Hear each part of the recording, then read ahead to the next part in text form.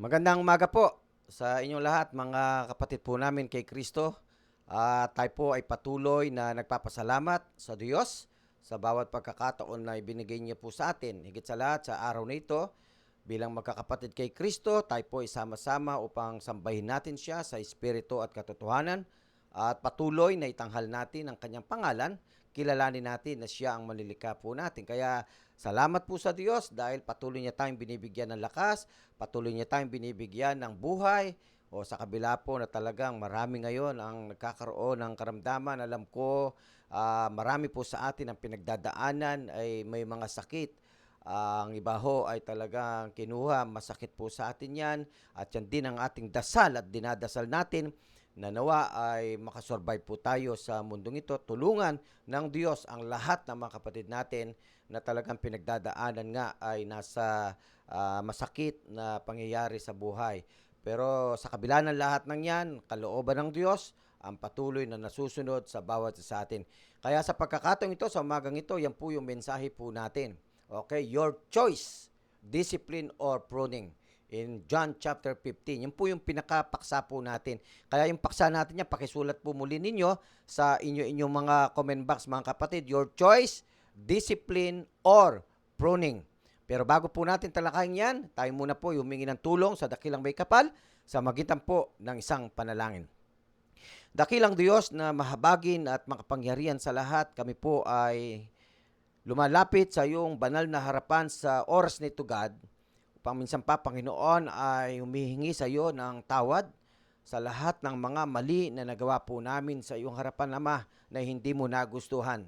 Sa magitan po ng aming isipan, sa magitan po ng aming nasabi, at sa magitan po ng aming nagawa sa buhay po namin. Sa oras nito, God, ay kami po'y lubos na nagpapakumbaba sa iyong banal na harapan at patuloy na hiniling po namin ng tawad ang lahat ng ito. Nawa po ay maging karapat-dapat kami sa iyong harapan. Tumasa po kami na sa pagkakataong ito, Ama, bibigyan mo ang bawat isa ng karunungan mula sa inyo upang lahat ng mensahe po na aming maririnig na mula po sa inyo ay maintindihan namin, God, at patuloy na magkaroon ng kapangyarihan sa bawat buhay po namin na kung paanong ito ay magbigay sa amin ng encouragement, magbigay sa amin ng tapang, magbigay sa amin ng karunungan upang makita namin what is your will, Father. Kaya sa umagang ito, tulungan mo po ang gagamitin mong napakaliit na lingkod. At nawa, Panginoon, ay patuloy mo siyang itago sa iyong presensya upang ikaw lamang, Ama, ang aming maramdaman at makita sa oras na ito, God. Ilagay mo sa kanyang bibig ang mga salita mo upang hindi manggaling sa kanyang sariling kaalaman at karunungan ang lahat ng mga salitang ito. Subalit, lahat ng ito ay galing po sa inyo. Tulungan niyo po, Panginoon, ang lahat ng mga kapatid namin na ngayon ay may pinagdadaanan sa kanilang mga buhay. Bunga po ng mga sakit, bunga po ng COVID, bunga ng mga virus, bunga ng mga dumarating po sa buhay po namin na mga sakit na minsan ay talagang nasasaktan na kami sa aming lupang katawan. Subalit sa oras na ito, God, in Jesus' name I pray na lahat ng ito ay bigyan mo po ng kagalingang mula po sa inyo upang maranasan nila ang iyong kapangyarihan, God, sa magitan ng kagalingang at sa pamagitan ng patuloy na pag-aliw mo sa kanila upang patuloy na maging matapang na harapin ang hamon ng buhay. Kaya, Ama, dalangin ko, nawa po ang mensaheng mong ito ay makatulong din sa amin sa magitan po na maririnig namin sa oras na ito, sa magitan ng iyong banal na Espiritong siyang maghahayag sa bawat isa sa amin. Ang lahat ng mga bagay nito, Ama, ay patuloy po namin isinisamo sa iyo na nawa po, Panginoon, ay patuloy na kami ay alalayan mo at nawa kami ay maging panatag, payapa sa buhay ng bawat isa sa amin. Ang lahat ng mga bagay nito, God, ay amin pong samo at dalangin hiling sa tanging pangalan ng iyong anak na si Jesus mula po ngayon at magpakailanman. Amen and amen. Magandang umaga pong muli sa inyong lahat, mga kapatid ko po kay Kristo. Kumusta na po ang bawat buhay po natin? Ito na naman tayo, nakalipas naman po ang isang linggo. Bagamat hindi tayo nakita-kita, pero sa magitan po ng mga gawain natin through virtual, ay talagang tayo po ay nagkakaroon ng kamustahan at napakaganda po yan. Kaya nawa po ang lahat ng mga napapanood natin, lahat ng mga nagkakaroon po ng gawain na virtual, panoorin po natin sapagkat yan ay makakatulong po sa atin. Okay po, maraming maraming po salamat sa patuloy po ninyong pakikiisa sa ating pananambahan, pagpupuri sa ating Panginoong Diyos. Kaya nga po sa pagkakataong ito muli ay nakikiusap na naman ang iyong maliit na lingkod na nawa po ay inyo pong i-share ang live streaming na ito ng ating pananambahan sa lahat ng mga kakilala natin, lalo na sa mga kamag-anak natin, sa lahat ng mga kaibigan natin at kakilala po natin, at sa lahat din po ng ating mga kababayan. At nawa ay makabahagi po sila sa ating gawain ito ng pananambahan sa ating Panginoon. Marami pong salamat sa inyong lahat.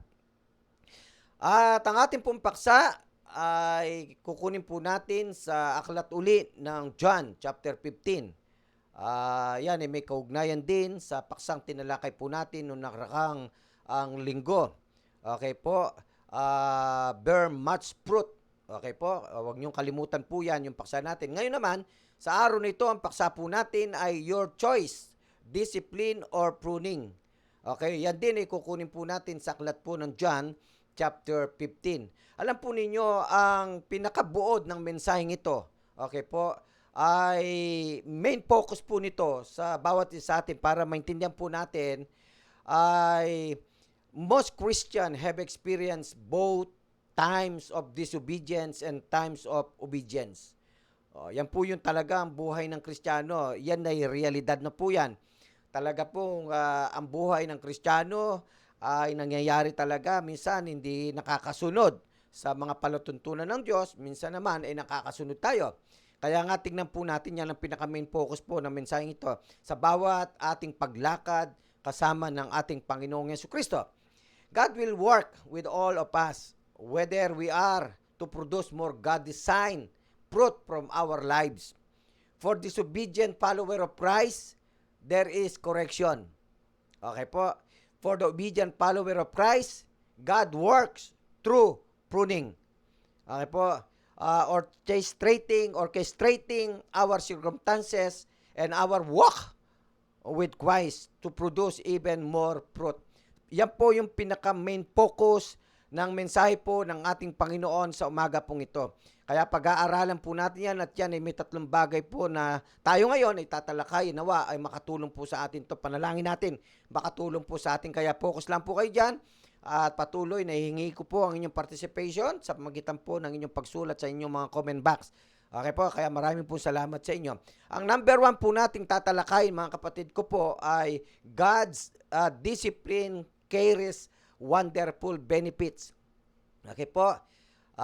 Ulitin ko lang. God's discipline carries wonderful benefits. Ang disiplina po daw ng Diyos ay nagdadala sa atin ng napakagandang mga benepisyo. Yun yung number 1 po natin. Ibig sabihin, pagka dinidisiplina ka ng Diyos, mayroong mga benepisyo, napakagandang mga benepisyo para sa isang Kristiyano, mga kapatid ko po kay Kristo. Kaya nga, ilang mga benepisyo po ang nais ko pong iparating sa inyo na alam natin makakalakas sa atin. At pagpapala tayo dinidisiplina, ay may mga benepisyo po pala tayong nakakamtan. Okay pa? Kaya nga po, ang unang benepisyo po, number 1 benepisyo po natin pag dinidisiplina ng Diyos ang Kristiyano, if you receive God's discipline, you know you are in God's family. Nako, ito yung maganda. Pag dinidisiplina ng Diyos ang kanyang mga anak, sa mamagitan po na minsan talaga ay hindi natin maintindihan, kasi minsan nasa mali ang kaisipan ng maraming tao pagka nagkakaroon siya ng sakit, pagka nagkakaroon siya ng mga problem o pagsubok sa buhay, tila baga, para bagang ang iniisip natin, pinababayaan tayo ng Diyos. Para bagang iniisip natin na hindi tayo mahal ng Diyos. O para bagang sinasabi natin na wala ng Diyos. Marami po yan. Actually, ang dami ko pong na-encounter ng ganyan. Na minsan talaga nagko-confess, minsan iniisip nila, nasa ng Diyos? Bakit pinababayaan ng Diyos na magkaganito tayo? Okay po, ang hindi natin alam, behind that, may benepisyo po sa atin. At ang unang benepisyo po, pagka dinidisiplina tayo ng Diyos, eto maganda, you know you are in God's family. O, yan po, na alam mo na ikaw pala ay kabahagi ng pamilya ng Diyos. Kapag ka ikaw ay bahagi ng pamilya ng Diyos, nako, napakaganda po niya mga kapatid ko po kay Kristo. Kasi nga, nasa pamilya ka ng Diyos. Lahat ng benepisyo na para sa pamilya ng Diyos ay makukuha mo sa Diyos. Okay po, yung pagmamahal, yung pagkalinga, okay po, yung pagtulong, pag-provide ng kailangan mo. Kapag kapamilya ka niya, isa kang bahagi ng pamilya ng Diyos, lahat ng benepisyo niyan ibibigay sa iyo ng Diyos.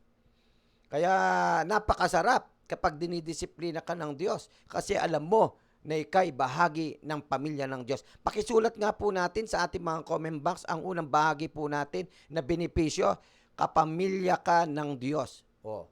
Yun ay bahagi mo sa pamilya ng Diyos pag dinidisiplina ka ng Diyos. Napakaganda niya. Okay?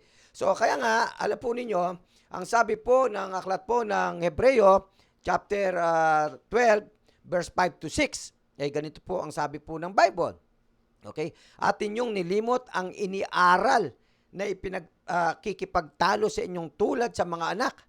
Anak ko, huwag mong waling bahala ang parusa ng Panginoon o manglupaypay man kung ikaw ay pinagwiwikaan niya, sapagkat pinarurusahan ng Panginoon ang kanyang iniibig at inihampas ang bawat tinatanggap na anak. Kaya dito po sa talatang ito ng Hebreo chapter 12 verse 5 to 6, napakaganda. Pinapatunayan lamang na pagka dinidisiplina ka ng Diyos, sinasabihan ka ng iba't ibang salita na makakatulong sa iyo, pinaparusahan ka niya, ang ibig sabihin niyan, iniibig ka niya. O ito pa ang sabi niya, hinahampas ang bawat tinatanggap niyang anak. Minsan ito napakaganda, gusto kong i-apply ito sa atin, lalo na sa ating mga anak. Pagka po tayo ay pinagwiwika ng ating mga magulang, makinig po tayo sa mga anak po natin, kasama po natin ngayon. Sa bagay ito, naramdaman ko din nung ako'y binata pa. Nakala ko noon, hindi ako mahal ng tatay ko kasi parang lagi akong pinapagalitan eh. Okay po? Kaya pakaramdam ko, galit lagi sa akin. Pakaramdam ko, hindi niya ako mahal. Okay? Pero alam po ninyo, the end, sa buhay po natin, naramdaman ko kung ano yung disiplinang ginagawa ng mga magulang ko sa akin. Doon pala, ngayon ko lang naisip, nung ako'y nagkaroon na ng pamilya, okay po, na ganun pala. Ngayon, nararamdaman ko. Okay, na ang disiplina mahalaga sa magulang. Kaya mga magulang, huwag po ninyong kalimutang disiplinahin ang inyong mga anak. Kasi mahirap. Kaya bahagi ng mensaheng ito, pampamilya ito, mga anak, kapag kayo ay sinasabihan ng inyong mga magulang, wag po kayong magdamdam, wag kayong magalit. Kasi minsan sa atin, pagka naririnig, alam nyo naman, ang nanay, ang tatay, pagka minsan nagsasalita, mga anak, yung mga millennial na bata ngayon, minsan, hindi makuha itong mga bagay nito. Akala, galit ang mga magulang sa mga anak nila. Pero hindi nila alam na talagang sobrang pagmamahal lang ng kanyang mga magulang kung bakit patuloy na kinakausap yung mga anak o inaaral yung mga anak. Minsan talaga pinaparusahan yung mga anak. Okay, minsan hindi binibigyan ng baon o minsan talaga hindi binibigyan ng pera. Okay, kasi nga yun ang parusa because nagkakamali talaga mga bata ngayon.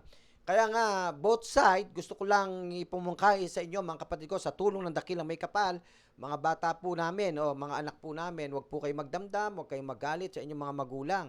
Okay, kundi magpasalamat po kayo dahil meron kayong mga magulang hindi nagsasawa na kayo po ay bigyan ng aral. Okay, turuan, disiplinahin. Kasi kabahagi ka niya ng pamilya niya. Okay po, kaya napakahalaga. Kayo naman mga magulang, wag po kayong magsawa na disiplinahin ang inyong mga anak. Pagka po talaga mga anak natin, sinabihan natin, nagdadabog sila. May mga ganun, di ba? Pag sinabihan mo yung mga anak mo, nagdadabog sila. Na para bang na, minsan nakakapagsalita din sila. Pero mga magulang, wag po kayong magsawa. kung ganun man ang magiging response ng inyong mga anak. Tuloy-tuloy po tayo kasi nga ganun natin sila kamahal. Kasi kapag hindi natin ginawa yan, naku po, baka yung mga anak natin mapariwara. Kaya nga ginagawa po natin yan. Kaya maliwanag po yung sinasabi po ng Hebreo chapter 12. Okay, verse 5 to 6. Huwag niyo pong kalimutan ang mga talatang yan. Okay? Kaya nga, alam po ninyo, mayroon po rin sinabi in Revelation chapter 3 verse 19. Yung mga talatang yan ay nagbibigay sa atin ng lakas patunay itong mensahe pong ito. Okay po? Kaya nga sabi ng verse 19 in Revelation chapter 3, ang lahat kong iniibig, sabi po ng Diyos, ay aking sinasaway at pinarurusahan. Ikaw nga'y magsikap at magsisi. Okay po. Kaya mahalaga ito mga kapatid ko. Kaya nga tayo, sinasabi ng Diyos sa atin to, lalo na sa mensaheng ito, kasi gusto niyang bigyan ka ng kaalaman at karunungan kung bakit nangyayari sa buhay po natin ang mga bagay nito, ay hindi dahil hindi ka mahal ng Diyos. Okay po? Hindi dahil iniwan ka ng Diyos. Hindi dahil hindi ka mahalaga sa Diyos. Okay po?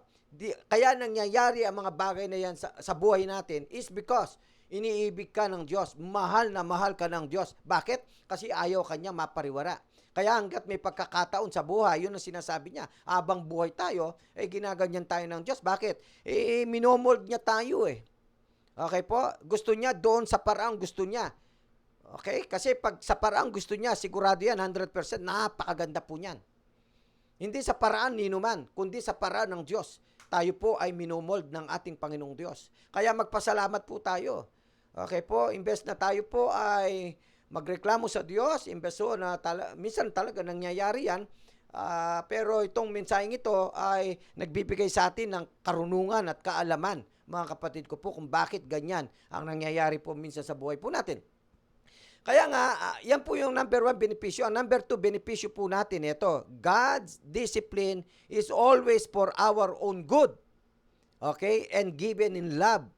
So, yung disiplina ng Diyos sa atin ay para sa ikabubuti po natin. Pakisabi nga po natin sa ating mga comment box, ang disiplina ng Diyos ay para sa ikabubuti mo. Pero binigay yan sa pag-ibig. Okay? Hindi basta parang dinisiplina, galit. May ganung yung bang, di ba, minsan may mga magulang na ganun. Ito naman, mga magulang, mag-iingat kayo. Minsan, yung mga magulang, ang parusa ng anak, sobra. Alos patay na yung anak niya eh. O hindi na pagmamahal po yun. Okay, kaya dito, sinasabi po ng benepisyo number 2 po natin, ang disiplina ng Diyos, para sa kabubuti natin at ibigay na ito, ibinigay sa atin sa pag-ibig. Bakit? Pakinggan po ninyo ang sabi ng Biblia. In Hebrew chapter 12, verse 7 to 10, ang sabi po ay ganito, endure hardship as discipline. God is treating you as sons. For what son is not disciplined by his father? If you are not disciplined, and everyone undergoes discipline, then you are illegitimate children. Naku, ito na. Parang hirap nga doon pag hindi walang disiplina sa magulang mo, parang walang pakialam magulang mo, iniisip mo na lang, hindi kanya anak eh. Minsan iniisip natin yung gano'n, di ba? And not true sons, at hindi ka tunay na anak. Okay po. Moreover, we have all had human fathers who discipline us, and we respected them for it. How much more should we submit to the Father of our spirits and live? Our fathers discipline us for a little while as they taught best. But God disciplines us for our good. Okay? That we may share in holiness. Ito po, napakahalagang talata yan, mga kapatid ko po kay Kristo, in Hebrew chapter 12. Kaya nga, pag mahalaga, pag dinidisiplina ka ng tatay mo at nanay mo, kasi nga tunay kanyang anak. Kaya minsan, iisip natin, pag hindi tayo dinidisiplina, hindi tayo tunay na anak. Kasi wala kang pagmamahal sa atin ng mga magulang natin. Bahala na tayo sa mga buhay natin kung mapariwara tayo.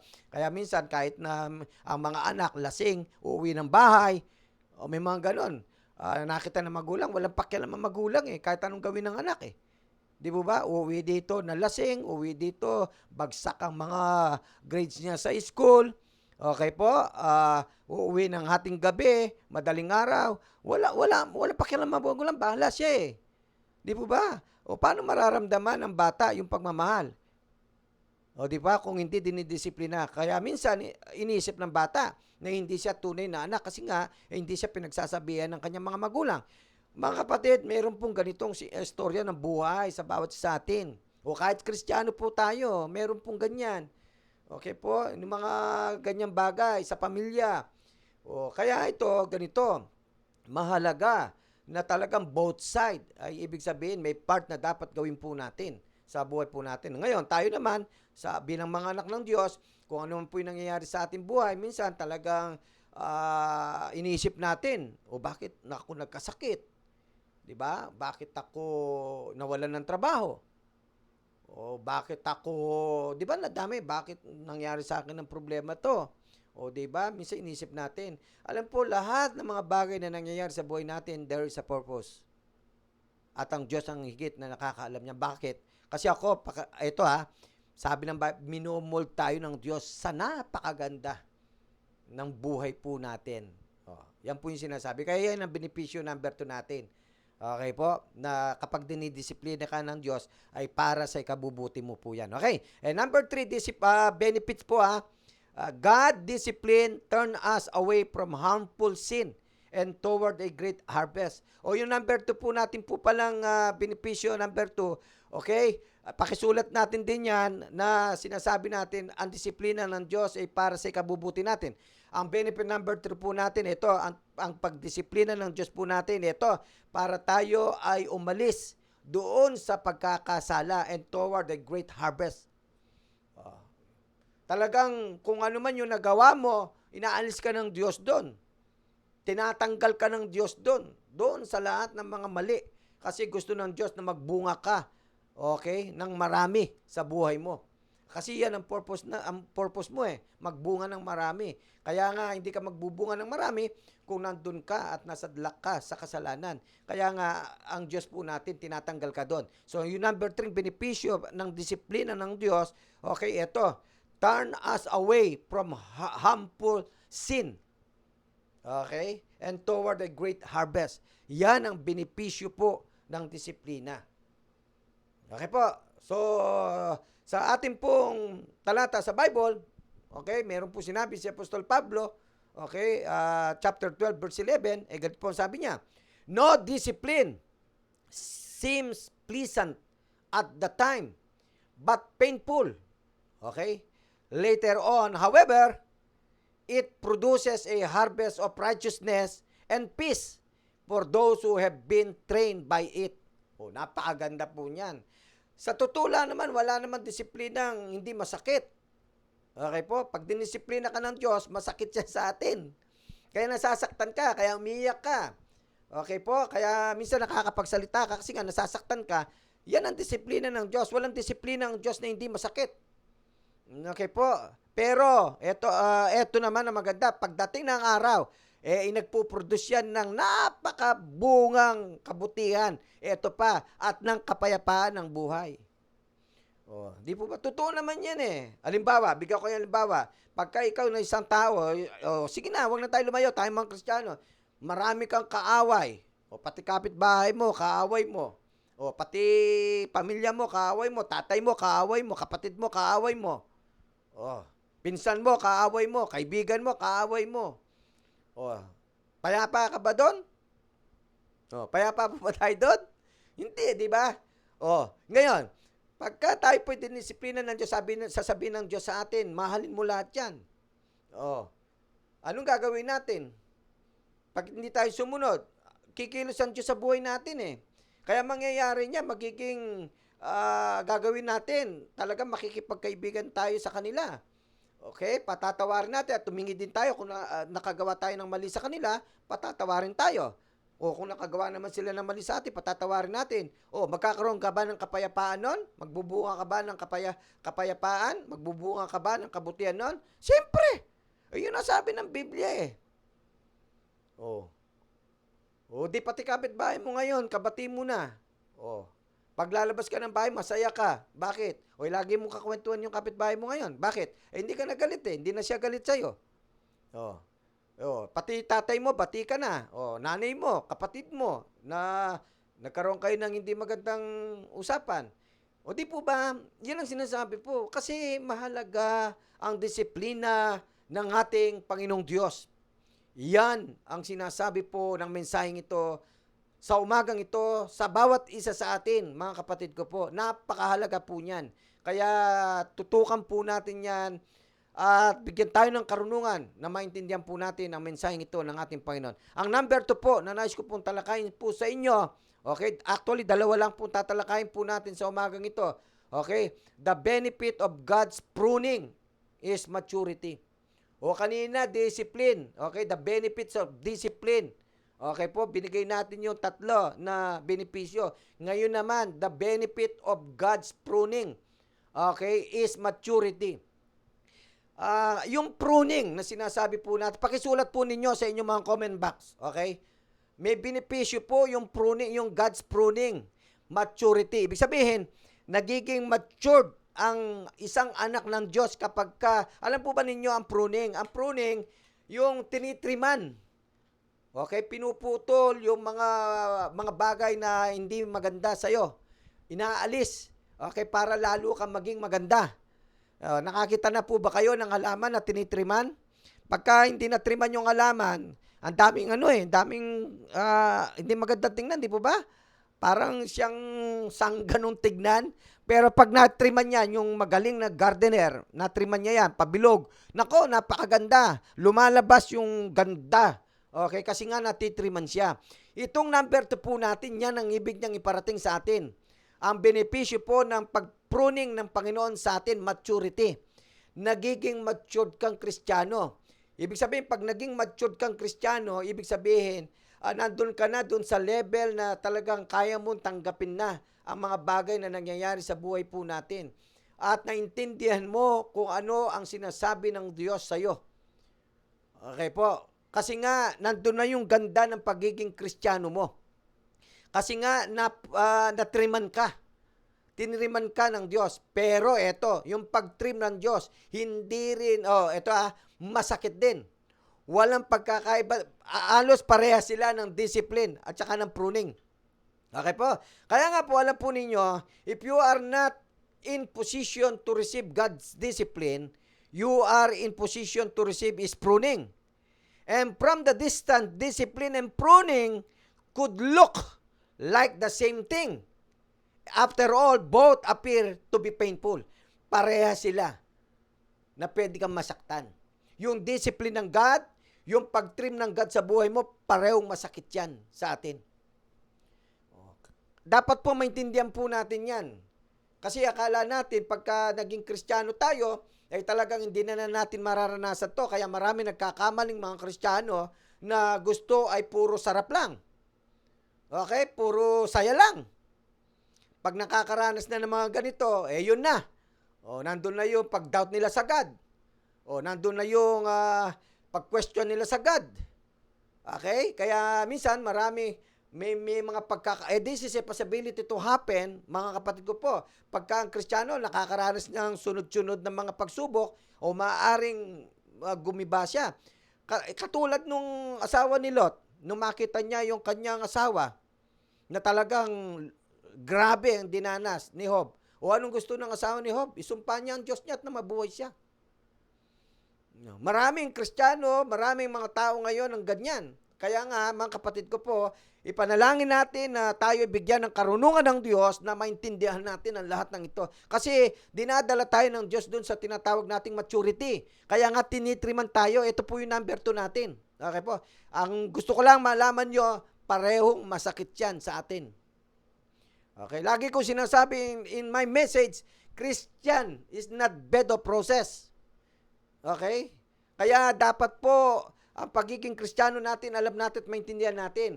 Pero kahit na mahirap, eto naman ang benepisyong ibinibigay sa atin ng ating Panginoon. Kahit na nasasaktan tayo, pero pinapaganda tayo lalo ng Diyos sa buhay natin. Upang lalo tayong maging maganda, mag-shine sa mundong ito na ginagalawan po natin upang maraming mga tao sa atin na talagang nag-shine ka. Bakit? Kasi nga natriman ka ng Panginoon, na-disiplina ka ng Panginoon. At ito ngayon, naging matured kang Kristiyano. Okay? Kaya nga alam po ninyo, think of some Bible characters who were prone. Tatlong ilustrasyon po natin sa Biblia para lalo pang maging ebidensya. Okay? Itong mensahe ng ating Panginoon ay tatlong ilustrasyon na sa Biblia na tao ng Diyos o lingkod ng Diyos ang nakaranas po na sila ay dinisiplina ng Diyos, na sila po ay triniman ng Diyos, pinutol sa kanilang mga buhay yung mga bagay na hindi maganda upang lalo silang magbunga at magbunga po, mga kapatid. Ito po yung una na nais ko pong ibigay sa inyo, mga kapatid, si Peter. Peter was rebuked on numerous occasions. Okay po, alam nyo yan. The results of those painful. Okay, si Peter po talagang umiyak po yan. Okay, nakaramdam po yan kasi sinumbatan talaga siya ng Diyos eh. Okay, napagsabihan pa nga siyang Satanas dyan eh. O, di po ba? Kasi marami ding ginawa sa buhay ni Peter na palpak. Okay? Pero hindi ibig sabihin kung gumawa siya ng kapalpakan, eh hindi na siya pwede, wala nang pagbabago sa buhay. Parang sinasabi natin ngayon, Pastor, ang dami ko ng palpak sa buhay.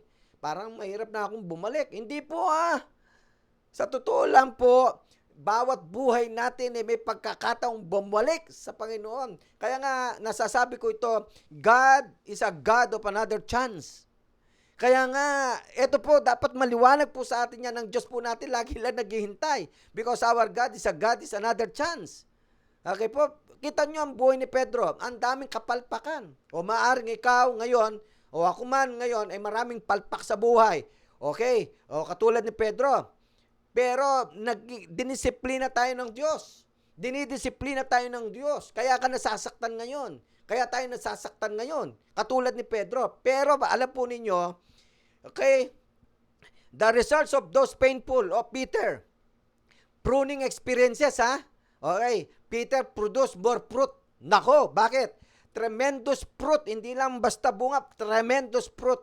A man who once was afraid to confess Jesus preach a Pentecost sermon so powerful, and just 2 months after the crucifixion of Jesus Christ, 3,000 souls or 3,000 people became baptized believers. Nakita nyo? Ang daming kapalpakan ni Pedro sa buhay. Hanggang sa pagsalita na ng Satanas ng ating Panginoon. Nasaktan na siya, uyak siya. Pero ano nangyari sa kanya? After ng lahat ng pinagsisihan po ni Peter nito, okay, at patuloy na bumalik siya sa kanyang Panginoon, sa kanyang Master, ano nangyari sa kanya? Nagbunga, tremendous fruits, and 3,000 people accepted Jesus Christ. Kaya may chance Kaya nga, mensaheng ito, mga kapatid, hindi ho nanguhukom, may chance. Ang bawat isa sa atin kung palpak ka man ngayon, baka sa susunod na araw, hindi ka napalpak. Basta't po, patuloy lang tayong lumapit, magtiwala sa Diyos. Nakilalanin natin yung ginawa natin ito ay part of discipline of our God and part of our pruning. Okay. Na ginagawa po ng ating Panginoon Diyos sa buhay po natin. Kaya nga, alam po ninyo, ang ikalawa pong karakter sa Bible is about Paul. Si Paul was not blind, nabulag. Actually, nung mabulag siya dito is about, pangalan pa niya si Saul. And senseless within sight of a city gate of Damascus. Kita po ninyo ang ginawa ng Diyos kay Pablo. Okay po? But the result of this heart-stopping event, kasi ginawa niya, grabe ang buhay niya. Kaya alam po ninyo, sa totoo lang, ang Diyos talaga, kinikilala niya lahat Okay, binibigyan niya lahat ang tao kahit masama ka. May pagkakataon kang gamitin ng Panginoon. Huwag mo sabihin na masama akong tao, hindi ako karapat-dapat na tao, nakapatay akong tao, lahat ng masama nasa sayo na Kaya pakiramdam mo, hindi ka karapat-dapat sa Diyos Hindi po. Si Pablo, grabe po ang kanyang buhay. Mamamatay tao, salbahing tao, o lahat na nasa kanya na. Okay? Pero binigyan siya ng pagkakataon ng Diyos na gamitin siya. Ay, napakaganda mga kapatid ko. Dinisiplina siya ng Diyos. Alam po ninyo, the result of this heart-stopping event, fruit like you have never seen. Instead of persecuting Christians, Paul bore more Christian fruit than perhaps any missionary in history. Kaya sa Bible, meron siyang first missionary journey. Sa Bible, meron siyang second missionary journey. Sa Bible, meron siyang third missionary journey. Kaya nga, bunga ng sagana si Apostol Pablo, maraming mga Kristiyano, maraming mga tumanggap na mga tao sa ating Panginoong Jesucristo because of Paul. Kasi nga talaga nagbunga siya, bumalik siya sa Panginoon. Nakita po natin, kahit anong masama siya, pero binigyan siya ng pagkakataon ng Diyos. Basta't ang Diyos laging naghihintay, anuman ang kalagayan mo sa buhay, pinakamasama ka man, meron kang pagkakataon sa Diyos. Bakit? Lahat ng tao, mahal ng Diyos. Pakibanggit nga po natin sa ating mga comment box, mga kapatid ko po kay Kristo, lahat ng mga tao, masama ka man, mahal ka ng Diyos, at hinihintay ka ng Diyos, at gagamitin ka ng Diyos sa kanyang ubasan. Amen po ba doon? Napakabuti po ng Diyos natin, kasi sobrang mahal ka niya. Okay? Kaya nga alam po ninyo, ang ikatlo po nating halimbawa na talagang dinisiplina po ng ating Panginoong Diyos ay si Marta. Ano pong naging mali ni Marta? What of sweet Marta? Remember her? Marta was more worried about getting dinner on the table than listening to Jesus talk. Mas nag-alala siya sa mga bagay na pansanlibutan, sa mga bagay na pansamantala, kaysa doon sa mga bagay na pangwalang hanggan. Yun ang mali po ni Marta. Okay po? And was tenderly scolded by Jesus. What happened? As a result, Mary, yung kanyang kapatid, Mary helped her sister, Marta. And Marta never made that mistake again. Hindi niya na ginawa po yun. Ang ginawa niya po, talagang inuuna niya na ang salita ng Diyos. Lagi na siyang nakikinig sa Panginoong Diyos. Hindi niya na inuna yung mga bagay na pangsanlibutan o yung mga bagay na pansamantala lang. Ang inuuna niya lagi ngayon, pag dumating ang Panginoon, inuuna niya na ang ating Panginoon. Marami siyang ginawa si Marta sa buhay niya. Okay, para sa Panginoon. Kaya naman, ito, fruit came from Martha's life. Nagbunga si Marta sa buhay po niya. Yang mga ilustrasyong yan ay nagpapatunay lamang na even the Bible ay nagbigay ng ilustrasyon when God disciplined and prone the servant of God. Tayo po yun, mga kapatid ko po kay Kristo. Pwede po tayong magbunga ng magbunga sa buhay po natin, sa mga ginagawa po natin. Okay po? Kaya nga, alam po ninyo, ang benepisyo po para pag tayo po tinitrima ng Panginoon, pruning may lead. Eto na, pakisulat po natin na, pruning may lead to a change. Pag tinitriman ka, nagbabago in who is around you. Pwedeng magbago po yan. Kasi minsan, di po ba, pagkampuno, ganun na lang, parang wala nang pagbabago eh. Pero pag binago ka, wow! Nagbago! Lalo na, sabi niya, who is around you?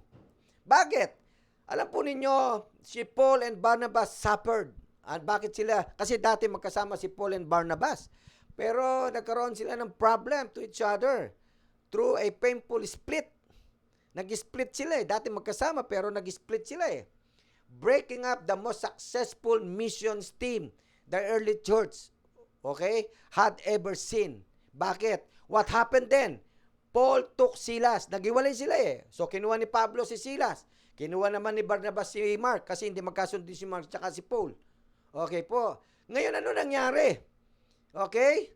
And churches were started on 2 mission journeys instead of 1. Or in our language, there was twice the fruit. Lalong nagbunga.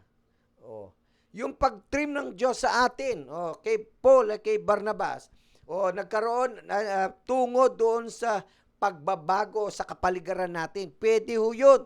Katulad na nangyari po kay Barnabas at saka po kay Pablo. Okay po, kaya mahalaga na tayo po ay natitriman ng ating Panginoon. Number 2, letter B, pruning may lead. Pakilusta po ninyo sa inyong mga comment box. Pruning may lead to a change in where you are. Kahit nasaan ka, mga kapatid ko po, pwede magbago ang lahat ng yon. O pwede magbago yung lugar mo, o kung hindi ka na nagbubunga dito, pwede ka magbunga doon. Okay?